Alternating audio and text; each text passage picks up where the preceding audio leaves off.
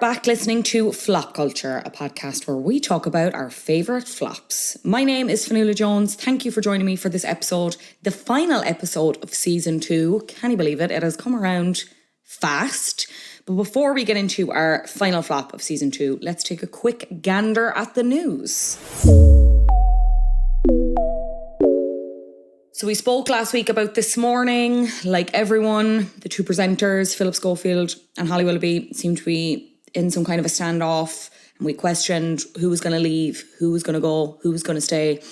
And it's Philip Schofield. He has left the building. He came out with this statement, first essentially saying he'd left because, I'm obviously paraphrasing here, but he said he loved the show and because of how it platforms important stories. But now the show was becoming the story and that's why he made the decision to leave. But said he would be at the Soap Awards, which he hosts. Pretty sure that's later this month. No mention of Holly Willoughby, who he has worked with for the last 14 years. She then released her own statement. She being Holly Willoughby, the cat's mother, says you. Holly Willoughby released her own statement on Instagram. She thanked him, kind of made no reference to anything that got on, but like thanked him for his knowledge, said the couch wouldn't be the same without him. She's currently on a break and will be back in June. And you kind of have your This Morning regulars filling in over the next little while. It was Alison Hammond and Dermot O'Leary were on the opening episode on Monday and they made reference to it. There was like a 30-second tribute to Philip and it all was a bit awkward. And I think even The Guardian gave the comeback show after the news. I think they gave it 1 star, which kind of says it all. Kind of made it out like he'd died and he obviously hasn't. But ITV have had to come out and make another statement because Eamon Holmes, another previous This Morning host, he's a new show on GB News and he's been like very vocal in a way about Holly and Philip and this drama, and he's talked about how the show's an institution and it will go on without them, that it's not actually about them despite what they're making it out to be. And he's kind of said, he made reference to the fact that he didn't like leave, he was sacked, right? And also went on to say Holly knows the truth, the story is with her. So then ITV had to come out and make a new statement to the Mirror in which they said Philip Schofield's decision to step down from This Morning was, as his statement made clear, a decision agreed between Philip and ITV. He is still on as host for Dancing on Ice, but ITV have said that there are further announcements due to be made about that. Dancing on Ice isn't due on ITV until January 2024, and the series is not currently in production. But again, you would imagine someone leaves there, maybe. We'll see. Maybe Holly will leave there, because there's a part of me that feels like Holly has more of an affinity with This Morning, and it was more important for her to keep that. Whereas Dancing on Ice, I wonder if she could let that drop, because I'm wondering if ITV are going to want to keep Philip Sweet. As I said in the last episode, I think this is a developing story and there's more to come out about this, I would imagine. And this very much isn't the last we'll hear about either of them or this saga, for sure. Anyway, speaking of sagas, what would you do if you woke up... I said that word. What would you do if you woke up one morning, you looked out your window and you saw sharks raining from the sky? And they weren't just any kind of sharks. They were vengeful and they would stop at nothing to destroy you and your family. So you decided to dedicate your life to hunting down these sharks and keeping the world safe. That is the entire conceit of Sharknado, a film franchise so ridiculous, so quintessentially floppy. It's also kind of hard not to love. Joining me to discuss Sharknado further is the founder of Black and Irish, Leon Diop. Leon Diop, I haven't been this excited about an episode of Flop Culture in a very, very long time. No offence to my other guests, but when we talked about doing this episode and you said this, I was like, this is the best of my life, because I wanted to do this but hadn't found the right person, and then you volunteered and it was like everything fell into place. Stars aligned. Truly. 100%. Now, when you say that this is like your most excited podcast ever, is that even more so than Max Zanga's as well? Oh God, I've done myself a hole here, haven't I? You have. He's an ex-housemate of mine, so... Okay, so we might start a little war here. He also took my sister to the Debs, so... Okay, Max, you're going to have to come back and try again because I'd say maybe Leon's going to wipe the floor with you. Actually, we went a bit viral with that because for their photo outside the house, I got behind them with like a baseball bat messing. And before I knew it was on Unilad, and I was like, oh, here we go. Like, so yeah, no, we have a nice kind of friendly rivalry going on, I think. Okay. But I want, you talked about Love is Blind on that, is that right? Oh, it was the other one. Are You the One? Are You the One? They're all the one. It's the same at this point. Like, people trying to date each other. It's on telly. Yeah. I'm slowly getting dragged into Love is Blind. That's why I brought it up. Are you watching this current season, season 4? All I know is Kwame is doing his thing. So I don't know whereabouts that is. My girlfriend has it on in the background. I'm kind of not watching it, like inverted commas. But yeah, I'm finding myself asking questions and stuff. Like, you know, always the way, isn't it? We're not here to talk about Love is Blind. We are here to talk about a film franchise. What did you pick for your flop? So my flop, as I'm a bit of a movie buff, you know, I decided to go with something that was a little bit out there. And, you know, as a connoisseur of films, I think it's a responsibility of mine to go with something that's really led the way in terms of like film culture and stuff like that. So today, the movie I'll be talking about, my flop is Sharknado. Incredible. I'm not sure what your first memory of this movie is. Obviously, I'd heard of it before, but I'd just never watched it. Like, I never got around to it. Like, it was one of those ones. I lived with a load of lads in college, and we went through the thing of like, there's a day where you watch all of the Saws. Yeah, and most of us did arts as well. That's why we were able to watch movies all day, because we just didn't go to our lectures, or we didn't have any lectures. But one of the days we watched like all of the Saws, and then one of the days we watched all of the Human Centipedes. I don't know how we didn't get around to this and like this franchise, but oh my God, I'm so glad I got to watch it now for this podcast. What is your first memory of it? Do you remember when you first watched it? Yeah, so my first memory was myself, and actually no, I remember when it was originally coming out and going, that looks absolutely dreadful. I will never watch that in my entire life. Like, that's absolutely something I wouldn't go near. As I actually do see myself as someone who is into movies. But like one night, myself and all my friends were having a bit of a like house session, and we were looking for something to do, and we were like, here, we'll try on a movie or whatever. And like we're all half cut at this stage, and we're like, Sharknado just gloriously came onto the screen, and we said, that's the one. And we said, all right, let's watch this. And so we watched it, and my life has never been the same since, to be honest. For anyone who's unfamiliar and maybe isn't the best in terms of comprehension, you know, hearing titles and, you know, understanding what a movie might be about, and they've heard this and they're like, still don't really get it. Sure. What is Sharknado about? So Sharknado, you might need to give me a minute to explain this. So Sharknado is essentially when... I'm trying to think of what the word for a group of sharks are. Who might be able to, the collective noun? Collective noun. I know it's like a murder of crows. He's on it. Like He's on it, girls.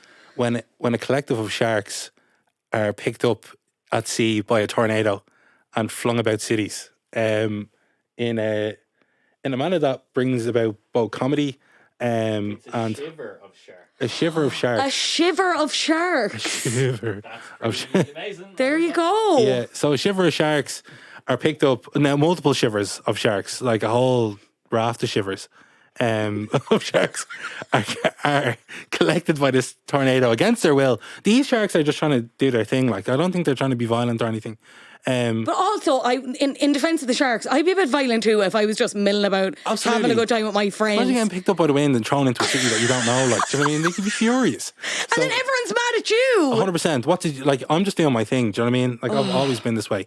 So like, there's now 6 movies of this franchise, and each one takes place in a different, I suppose, city or area of the United States. Actually, it comes to Europe as well at some point. I love that. It actually goes to space as well.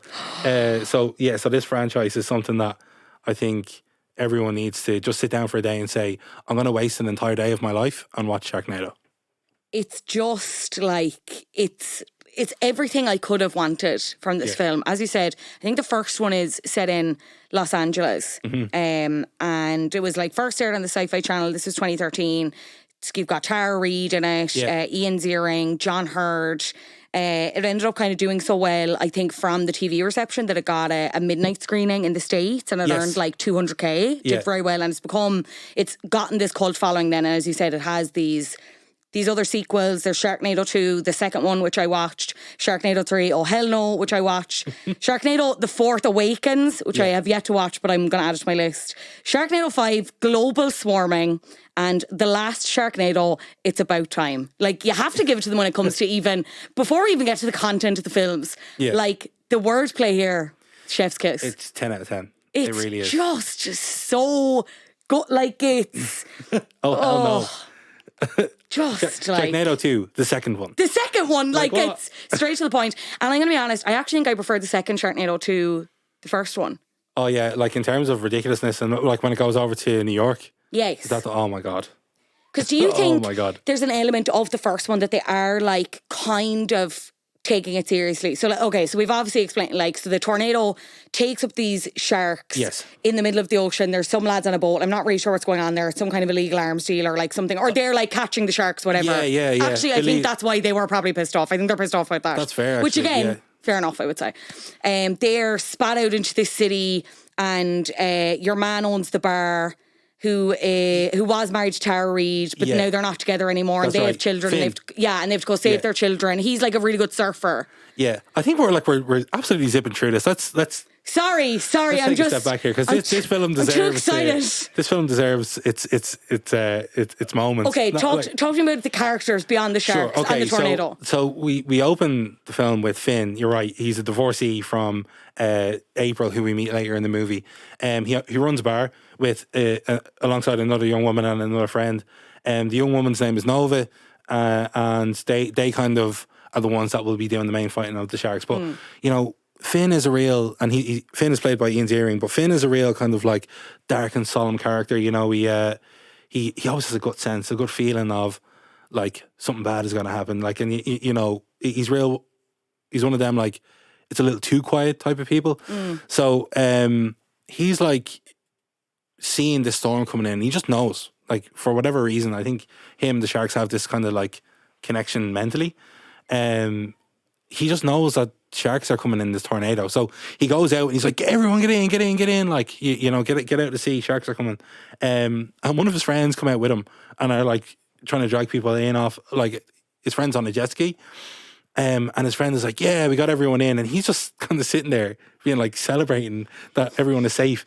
And then he absolutely gets taken out of it by the shark. I'm like, what were you waiting for? Everyone is safe. Like, why are you sitting there waiting for kind of thing? I will say the reflexes in this movie leave a lot to be desired by some of the people. Like, absolutely. It's just like, get moving. Like, what 100%. What are we chilling here for? There's imminent threat. Like, one thing that myself and my friends couldn't get over was the girl in the film that tags along with Finn, Nova.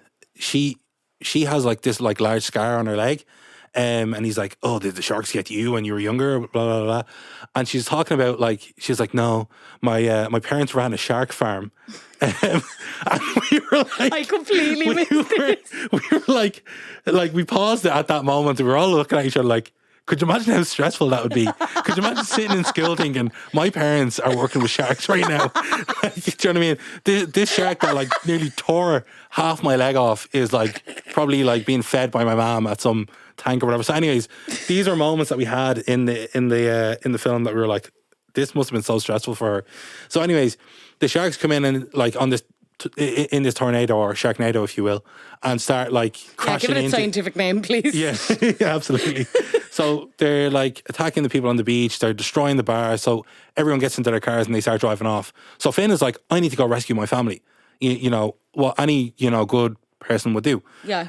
So he's like driving in, but he's divorced from his family and he's kind of a little bit estranged from the son, and he has Nova with him, and him and Nova seem to have a bit of a thing. Nova wants to get up on him, I think. Absolutely, but 100%. I don't think it's reciprocated. Yeah, not it's a at bit all. like, he's like, I'm your mentor and I run the bar and you have some I'm going to teach you daddy how to kill shark sharks. issues. I don't know. Daddy shark. Like, it's... Absolutely, like 100%. She's all over him, and it's really weird. But anyways, so to get back to the person that he's divorced house, and it's Tara Reid, who plays April. And fun fact with Tara Reid, she's actually like best friends with Jedward. Yeah, they're like such good friends after mates, Big Brother. She's very strange on social media, but a humorous follow, absolutely. I would say. I would absolutely love to go for a pint with her. She's given it loads in this franchise. She's never been more committed in her life. Believes that this is actually a serious movie. Yeah. Like it's playing like a serious role. And, Like Meryl Streep could learn a thing or two. That's all I'll say on that. Do you know what I mean? Like, should have been Oscar nominated. So they get to this house, and like for some reason, like despite there being like sharks being flung at the house, April decides to still be like really passive aggressive with Finn, even though he's like trying to save them. And basically like unnecessarily is being mean to him. But Finn's son is there as well, and then for some reason Finn's son and Nova start hitting it off. And like, yeah, sorry, that is nuts. So weird. So like he's away at pilot school, so he rescues April and the daughter in the house, right. And April's with a new fella who immediately gets eaten by sharks, which is like immediately clears the way for them to get back together. Absolutely. Thank you, ideal. That's it. With no emotional response. No, not even. The love of my life has just been eaten, and you know I seem to be totally fine with that. Well, that's life. But the son is like in pilot school, so then they're like, right, we need to go rescue him. And like then immediately starts getting off with Nova. And then it's like, Nova, you were trying to get up on his dad 20 minutes ago, I'd say. So weird. Maybe an hour. I'm not really sure the logistics of the traffic and everything, how long it took you to get places. But like you were on it. Like she was so down. And now she just switched it up. So yeah, so it was that's weird in and of itself. So one thing that I love about this movie is that like 1 minute they're up to their waist in water, and the next minute they're completely bone dry, and they're just walking around as if it's normal. Like there's no continuity to like. So like they might be like down a hill, and it's like you know no water or anything. They're able to like walk around. It might be up to their ankles. And then they run up a hill, and it's up to their waist. And you're like, what? The physics just completely goes out the window with this movie. Rabbity, like no. And that's like, it. I think you need to be ready for that. If you're going to sit down and indulge in the Sharknado franchise, you just need to kind of switch off from the rest of the world for a couple you of have minutes. to absolutely suspend like a little bit of like disbelief, belief, whatever the expression is, because otherwise you won't enjoy it. The one thing I will say about the first one is like there's a part of me that feels like there was something there in terms of like a good action movie. Right. And like even I feel like they could have made the Sharknado thing work, but there was just too many other elements. And I don't know if it's like if they'd had a bigger budget, because like one of my notes is the shark cameras look like they're filmed on those cameras you give children. Oh, absolutely. Do you know like those VTech cameras? It looks like it was filmed on a toaster. Like it's crazy because you get this like normal shot of them all walking around, and then it's like Sharknado's like bah, bah, bah. I don't need to make shark noises, but like it looks like a drawing or something. Oh, shark. It's just mad. It's like a stick shark. Yeah, like there's a part of me that just thinks maybe if they'd had loads and loads of money, what could they... I'm not saying it would have been Oscar winning or like prestige movie by any means, but I do think it wouldn't have become the spoofy joy that it is. But then maybe we don't need that then. Maybe that's the magic of it. Maybe that is the magic of it. You know, why it's become such a success, I guess. But yeah, I suppose... So after they've rescued April and the son, who is also a pilot, they decide, okay, we need to be the ones to take down these Sharknados. And now there's multiple Sharknados at this point. Yeah. You know, other tornadoes have formed and picked up other shivers and are coming on land and stuff like that. So it's a nightmare, really. Like. So, of course, genius. Let's go up in a helicopter with a bomb and throw a bomb into the tornado. Yeah. Right? So they decide to go up in this. So Nova, the son, and Finn go up. And of course, you know, sharks start attacking the helicopter, you know, start hitting off the thing and blah, blah, blah. And they drop one of the bombs into one of the tornadoes and it blows up and it's great. And it goes away. Everybody's dead. So they're like, let's go over to all the second. All the sharks are dead. Yeah. Yeah, that's it. So they go over to the second one then. But what happens? Nova falls out of the helicopter. Nightmare. Boom, gets eaten midair by a shark. And I was like, this is another moment where we had to pause and go, like, this is really like a self-fulfilling prophecy coming about. Like, all those negative vibrations that she was putting out into the world, stressing about her parents, working on a shark farm, etc., etc. That's months of therapy undone there, I will say. Absolutely, yeah. You know, don't worry about the sharks. The sharks can't hurt you. No, these sharks absolutely can. You know, because they can survive out for hours. So she gets eaten midair by a shark. And the son who's driving this helicopter is heartbroken. Like, he only met this woman, and he's like sobbing, crying, which is great acting. So Finn is like, we got to get the last one. So they drive over, and like Finn, fair play to him, because Ian Ziering playing 6 movies of this franchise has done a madness, in my opinion. So he's another one who is fully committed. Like the seriousness with which he adopts in the later movies, which we'll talk about, is just Chef's kiss. It's so good. Amazing. So basically they like land on the ground after blowing up all these tornadoes and stuff like that, and it's great, but they're all kind of sad that Nova was eaten. But there's one last shark. There's one last shark that has been able to be managed to be flying around for this long, right? Yeah. And Finn spots a chainsaw on the ground. He's like, I'm going to get this one. And it's flying right towards him. So he decides to run and like jump into its mouth with the chainsaw. And like obviously the shark eats him. Do you know what I mean? And lands on the ground and all you hear is, this shark gets ripped open, right? And Finn rolls out and he's like, I'm alive. And then he like goes back into the shark. And we're like, what the fuck is he doing? Like, that's so weird. Why would he go back into the shark? Who did he pull out? Nova. Incredible. Correct that cinema. Like, that is amazing. That's like Martin Scorsese stuff. And then Tara Reid sees him and is like, my hero, and just starts lobbing on with him, despite the fact he is covered in blood, shark intestines. Shark stomach acid is bad. Oh, God. They're like, they're going at it. Like, it's so odd. And then the son and Nova are starting to and then Son and Nova are getting off then as well. It's like... So weird. There are corpses across Los Angeles. Thousands of people have died. Hundreds of sharks. The smell must have been awful. You can ride later. Like the city cleanup job that needs to be done now. But, you know, that's the whole message of the movie. Family. That's what it's all about. Sharks. Those sharks families are getting torn apart. All those shark families are torn apart. Like, do you know what I mean? Absolutely. So, yeah, so that's the first Sharknado. An absolute roller coaster or tornado of a movie. Here's what Tara Reid said of the film when it was released. It is silly, and there's only a certain amount of barriers you could go into. You can't take it so seriously when it's absolutely the sharks flying in the sky. It's so out there that it's actually really funny. And then there were some details about the fact that obviously they couldn't use real sharks, so like it's all shot on green screen. But again, I think that's a testament to how well it was acted. Yeah. The fear of the sharks. Even though they weren't there, even though they weren't real. It was, that fear was James palpable. Cameron found rotting. Like could honestly never with those blue freaks. Respond, I look forward to your text. Yeah. I look forward to your reply. Absolutely.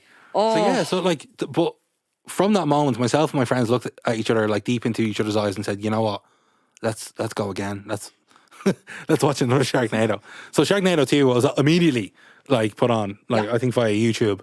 And that, again, you know, the whole premise of the movie is about family. Do you know what I mean? It's about being there for your loved ones. So basically, Finn in this one needs to travel to New York to meet up with his sister.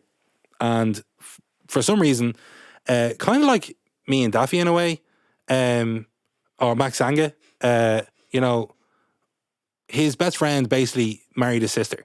Right. And so they're not friends anymore. Yeah. Do you know what I mean? So that's actually very... a lot of parallels there. This is a little bit of a full circle moment, so I think me and Max need to go start fighting sharks. Maybe. Or something.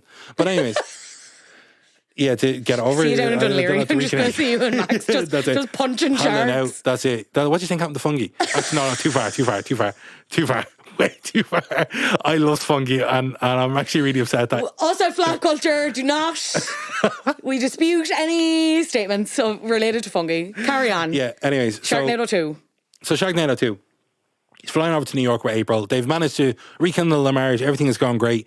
But mid-flight, a Sharknado comes out of nowhere and starts like attacking the plane, right? Yeah. And somehow both of the pilots end up dead by sharks coming in through the cockpit window.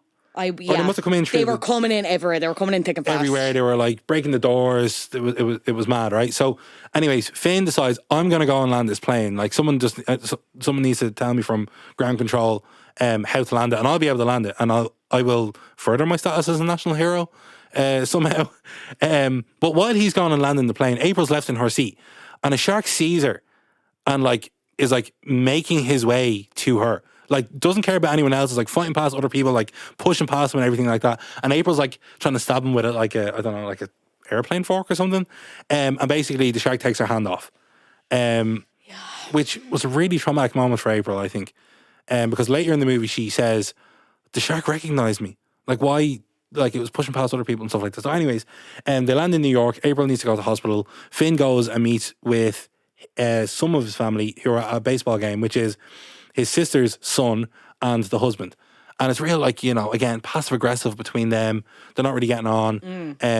But he's trying to get them out of a baseball game. And some of the stories in this baseball game are so ridiculous. Like there's a guy who used to play for the baseball team and he's like working at a hot dog stand or something.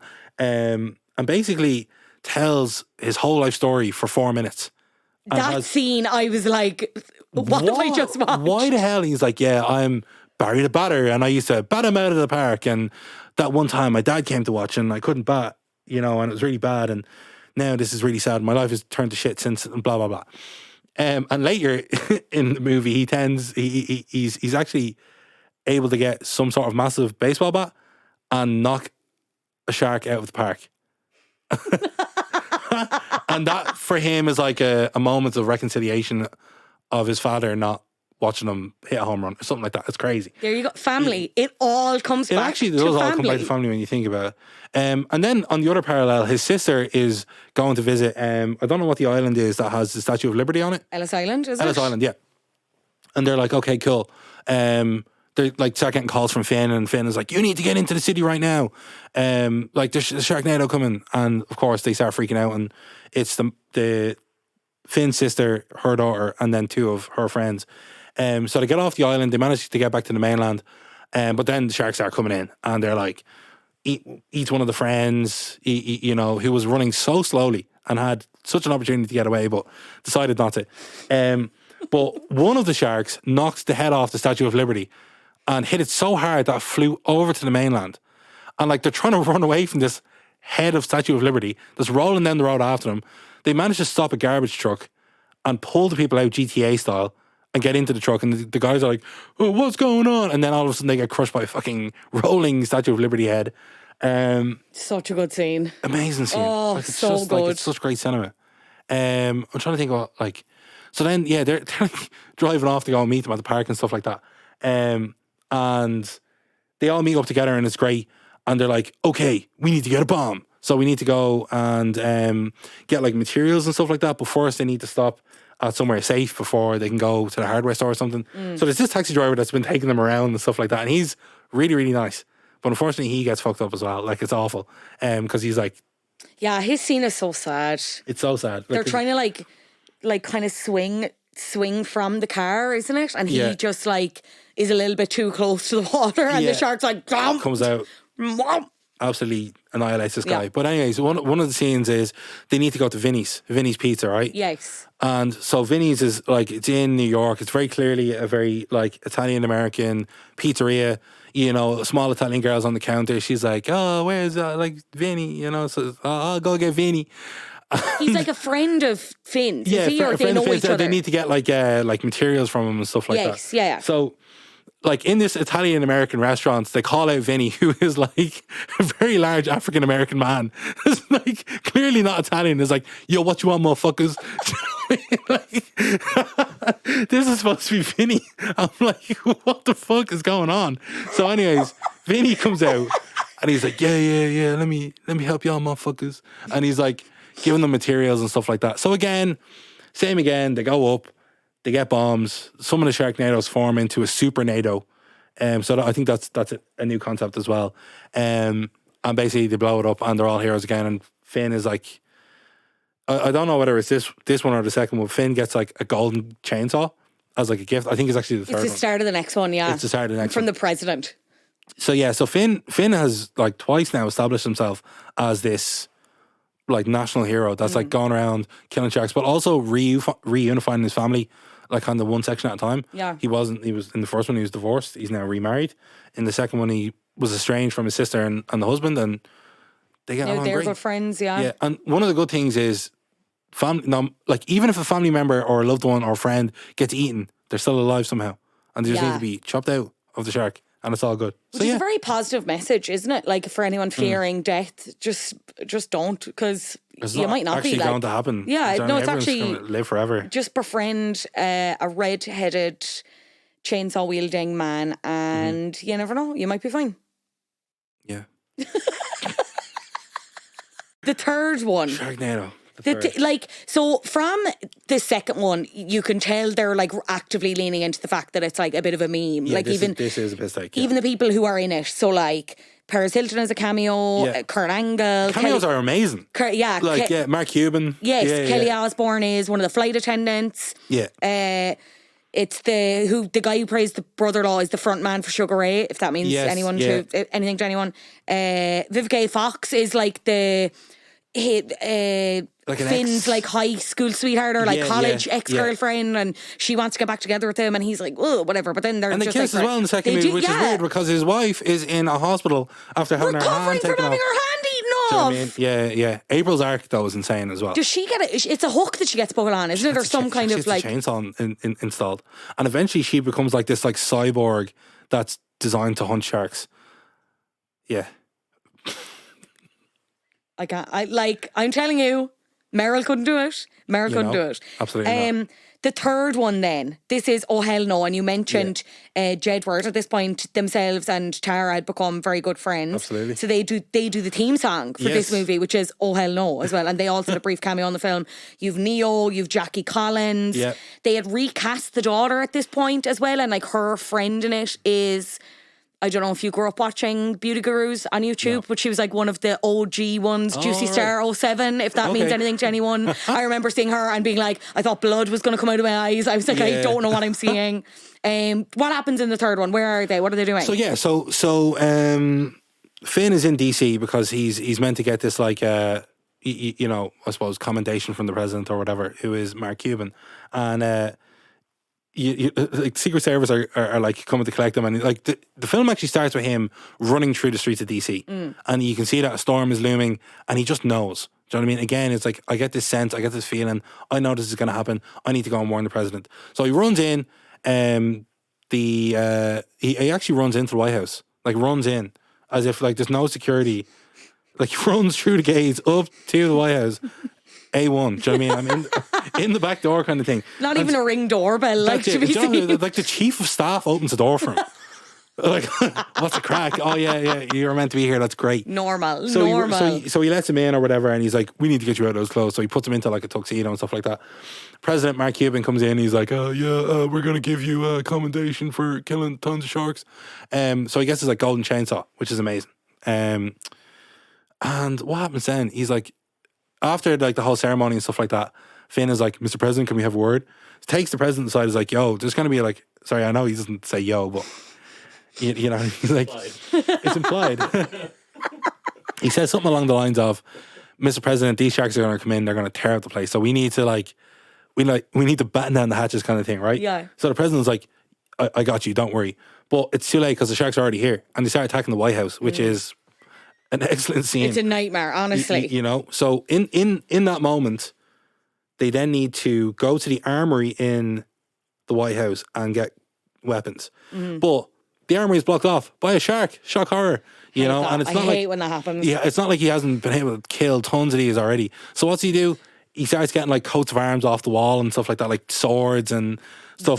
This sequence is so fucking good. Like this is like what I want from all my action movies. Just a nonsense, violence, incredible. Absolutely, like very poor dialogue. Incredibly poor dialogue, and that's I don't want them talking. Do you know what I mean? I want them like bashing things heads in. That's absolutely. It. There's no like critical thinking or question or anything. It's like we don't need to find out where these sharks are coming from. We just need to get swords and weapons and kill them. Do you know what I mean? Or like we don't need to challenge climate change or anything like that. It's like bringing in these super tornadoes that are able to pick up shivers of sharks.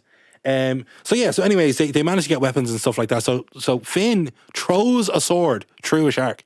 Like the arm on this guy is absolutely incredible. So they manage to get weapons, and then there's this big montage of Finn and Mark Cuban going through and like killing sharks with like AK-47s. So good. It's incredible. And they're doing like, mad sliding on knees, shooting guns and stuff like that. Basically, because it's kind of slipped me at the moment, but Mark Cuban and Finn need to get to space to blow up Sharknadoes from space. And there's somehow sharks up in space with them. And it's an absolute mess, to be honest. What an absolute major inconvenience. Because April at this point is pregnant as well. They are like very happy restarting the family again, and she's bringing the recast daughter. Like she's brought her to a theme park for her birthday. That's right. Yeah. But then sharks also start coming there, which ends up being a bit of a nightmare, I think. As well. Yeah. Oh, no, it's like, to be honest, I just I just think Finn should get a break. Do you know what I mean? Like, He's had, I'll tell you what, he's had a lot on. At this point, it's 3 Sharknados. Do you know what I mean? And 1 Sharknado is enough for any person, I think. But 3. Do you know what I mean? And not to mention, you're like, now I actually, to be honest with you, I need to go through the rest of the kind of final, the back 3 again. But like, again, there's other really cool things in it as well. You mentioned the cameos. One of my favorite cameos is Malcolm in the Middle. Yes, Frankie Muniz is in it. Oh, sorry, we didn't even mention this. Like that, Nova is back in the third one. Nova's back in the third one, but she's a professional like shark fighter now with Malcolm in the Middle, Frankie Muniz. Which, okay, like somehow. So actually, that is, I think, good. Like a good Nova arc, if that makes sense, because you know, from her initial fear of sharks and you know, sharks being ever present in her life to being actually faced with that fear of being eaten by a shark, and it happens. Yeah. You know what I mean? You know, a lot of people just lie down and say, I'm not going to fight a shark again. You know, I'm not going to do this. Like, fuck this. But she says, no, I'm going to fight a shark again. I'm going to actually form a duo with Malcolm in the Middle, and I'm going to go fight sharks. I mean, like, fair enough, I think. Yeah. Ian Ziering, he initially wasn't going to do it. He said he had a lot of reservations about the script. But I love this sentence. But he was motivated in part by the need to earn enough to qualify for Screen Actors Guild health insurance for his family. So that's the only reason why he did these movies. So he could get health insurance. I mean, what a legacy. There are darker ulterior motives out there. I mean, True. Again, full circle moment. It's all for family. It is all for family, absolutely. Have you seen the spin-off movies? There's spin-off movies? Yeah, so there's... no, now I'm going to be like, now I'm going to go down more rabbit holes. It was one kind of spin-off series, and then there's another Sharknado that I don't know if this is like separate to the canon movies, but there's Sharknado, Heart of Sharkness. Great title again. But then we have, I'm going to butcher the pronunciation of this, but it's Lavalantula. So clearly that's something to do with a volcano exploding and its spiders. Get the fuck out of here. I am arachnophobe number 1 on this planet. I fucking hate spiders. And you're not okay. I can't, like... So you're not going to be watching Two Lantula, I would assume? My friends used to bully me by getting the DVD case of 8-Legged Freaks and chase me around the road. Yeah. Jesus Christ. And I was terrified. And he used to hold me down. He used to hold me down and like, look at it, Leon, look at it. Oh, and my God. Yeah, as a 8-year-old chubby boy that couldn't run very fast from spiders, that was difficult. Not good. Not good. What would be your favourite moment from the movies that you have seen of the Sharknado franchise? So I have like the non-shark one is definitely... Yeah, you can have a non-shark one and a shark one. The non-shark related one is Cousin Vinny. Okay. Or like Vinny, when they go in and they're like, you know, we need to get this Italian guy out. And I in my mind, for some reason, because obviously I was half caught at this point as well, I was expecting like a Robert De Niro type character to come out. And just the fact that it was like, you know, 50 Cent coming out, I was like, oh my, it sideswiped me. I'm not going to lie. The rest of my friends couldn't really get why I was laughing so hard at that moment. But for me, that was like, you know, I thought it was brilliant writing. Yeah. My favourite shark moment is... Okay, so I've got 2. When Nova gets eaten, just because like, I was like, ha.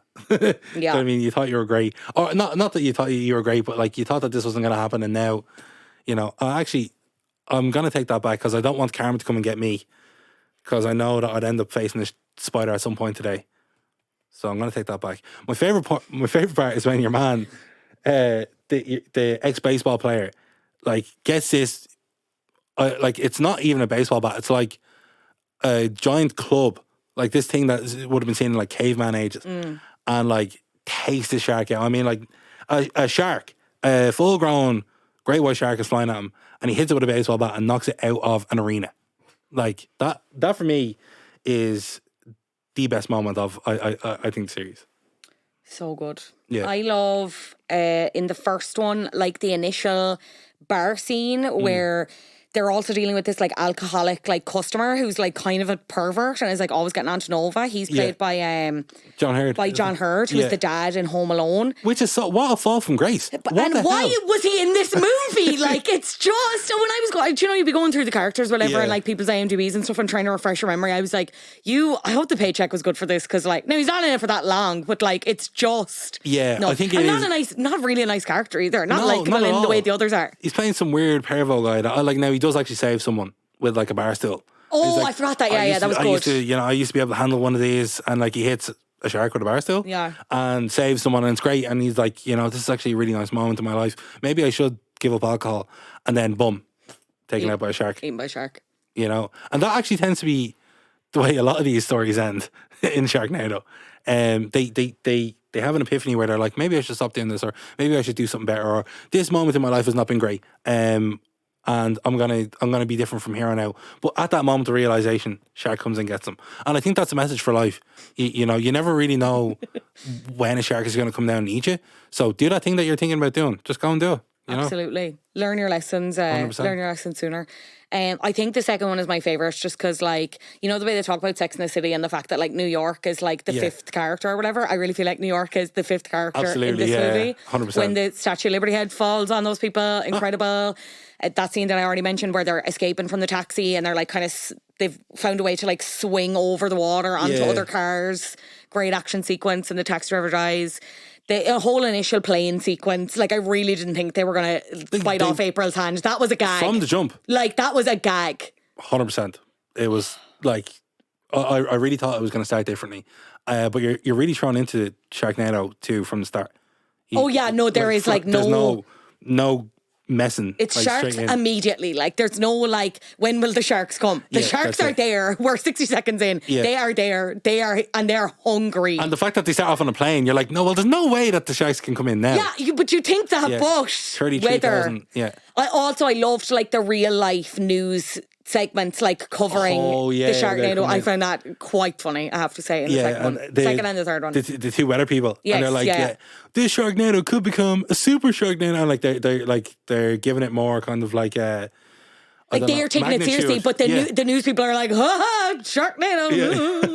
Yeah, well done, fellas. Yeah. So well, like, is there any other whatchamacallits, like made for film or made for TV movies that you like?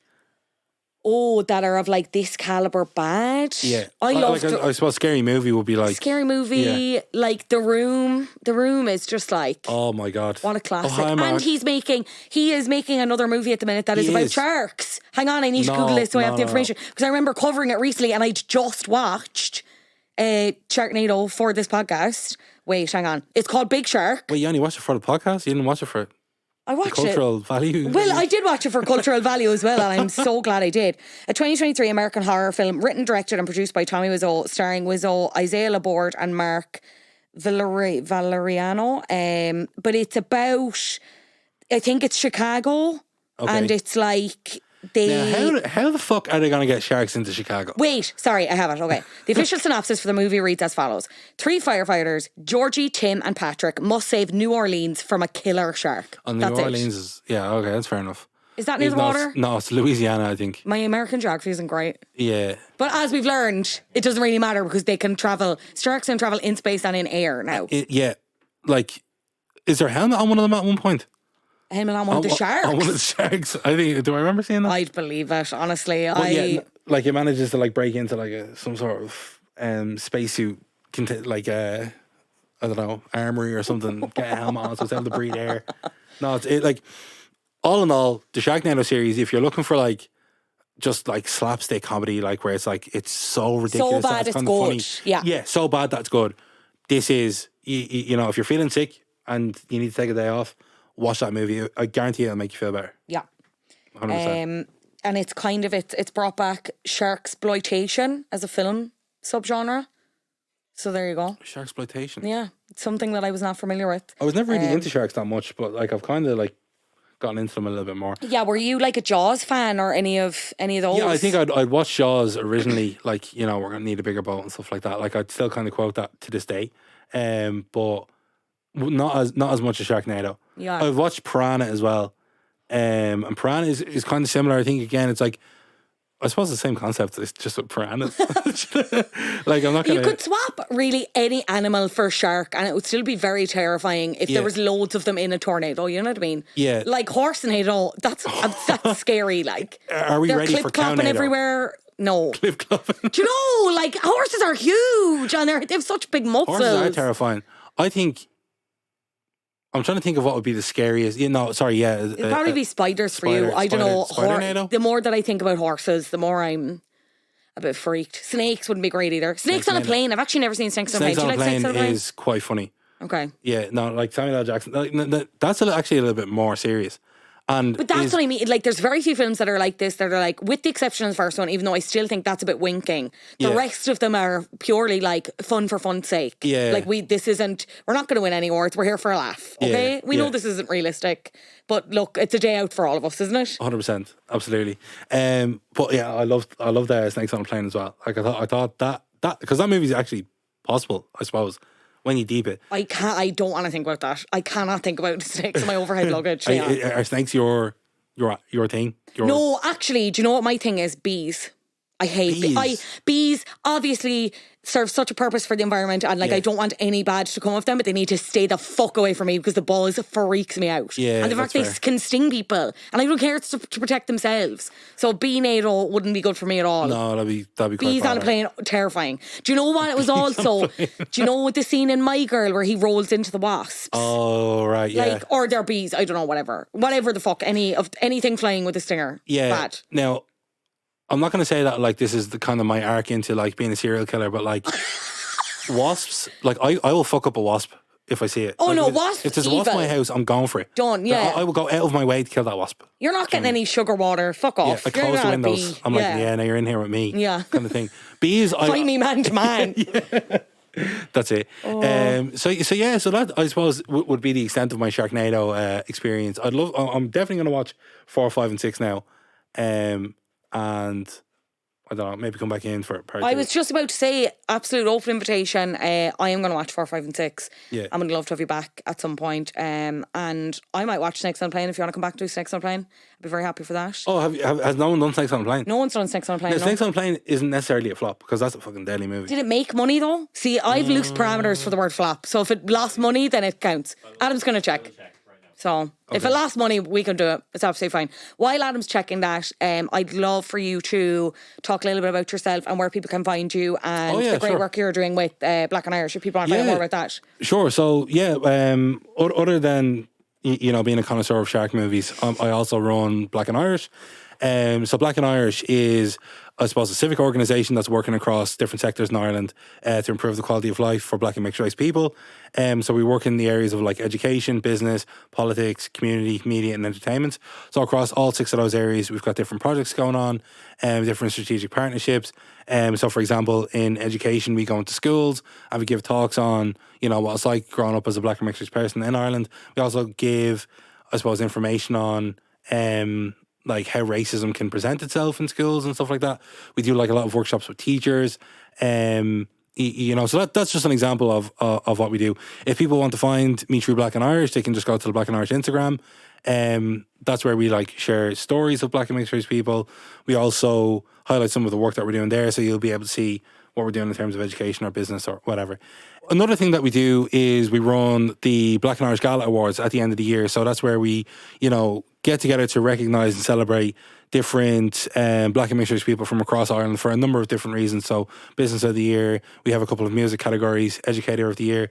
And that we've only been running that for 2 years, but it's now going to be powered by RTE. So it's now the big awards powered by RTE, and we're really excited for that because I think what that's going to do is extend the incredible work that Black and mixed race people are doing across Ireland to all areas of Ireland, because we at times we're struggling to get down to the likes of Cork and Limerick and even up to the likes of Donegal and stuff like that. So that's what we're about, highlighting some of the successes that are within the Black community in Ireland, making sure that any of the challenges that are faced by the Black community in Ireland are being slowly but surely challenged. And that's my stomach growling. My apologies. And I'm not hungry work. I'm not doing this take again. Keep it in. That's it. And like, you know, we want to make sure that whatever it is that the Black community are facing is being challenged. We have a pretty bad kind of rise of the far right you can see at the moment in Ireland. So that's one of the kind of key things that we're working on in terms of community and stuff like that. So that's where you can find me there. If you also want to find me on my personals, just Leon Diop. I suppose I'm actually going to pronounce my name properly. It's Leon Diop. I had a whole TikTok on that as well, but you're very funny on TikTok with your dogs as well. A couple of people might know me as the owner of Oreo. Oreo was the star of the show. I actually posted the other day saying, "Oh, thanks so much for 60,000 followers," and one of my mates wrote to me going, "They're not your followers, they're Oreo's followers." And I've never been more humbled in my entire life. I actually realised, you know, yeah, they're not here for me. Because I need the other videos I'm not doing half as well. So went to the vets the other day with my dog Oreo and Rollo as well. Rollo's fine though. Rollo's just along for the ride. Rollo is actually kind of like my sister's keeper in a way. Right. Because we had Oreo first. In a less severe, less emotionally traumatic way. Oreo, we had Oreo first, and Oreo was getting lonely at times, so we were like, let's get her a companion. So we got her Rollo, who was her sister. Cute. And Oreo hated her at the start. Absolutely hated her. She was like, why the fuck am I having to share my space with another bitch? That's a word for female dog. Why am I having to share my space with another dog? But now they're actually inseparable. Now they're best mates, which is really, really cute. Yeah, they're so cute. But Oreo is the one that will just like give out about everything. She's like, she can suffer with like separation anxiety at times. So she's like, let me in, blah, blah, blah, blah. So anyways, I was bringing her in the boot of the car to the vets, and she just let off. And I was like, you know what? I'm going to record this, and I'm going to profit off of this.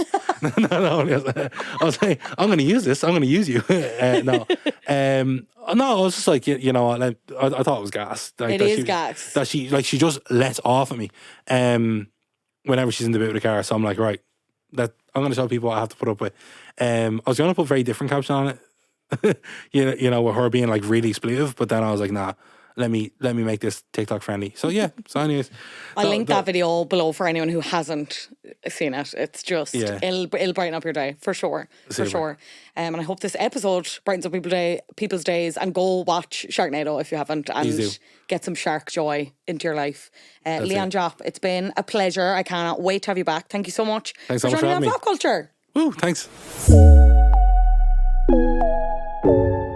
Thanks so much again to Leon for joining me. I can't wait to have him back on the sofa for another episode at some point. I will leave all of his links below if you want to go follow him and find out more about the work the Black and Irish are doing.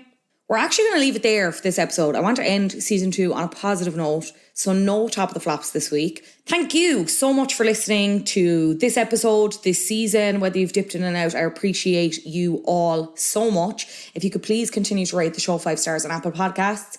If you do, I'll recommend a bop or a flop to you. All you have to do is leave your nickname in the review.